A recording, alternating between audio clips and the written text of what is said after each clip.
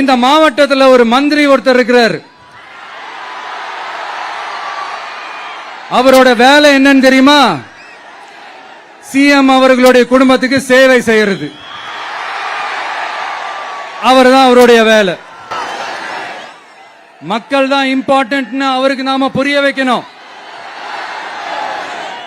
ஆனா ஒவ்வொரு டைமும் வெளிநாட்டுக்கு டூர் போயிட்டு வர்றப்பெல்லாம் அத்தனை கோடி முதலீடு, இத்தனை கோடி முதலீடுன்னு சிஎம் அவர்கள் சிரிச்சுக்கிட்டே சொல்லுவாரு.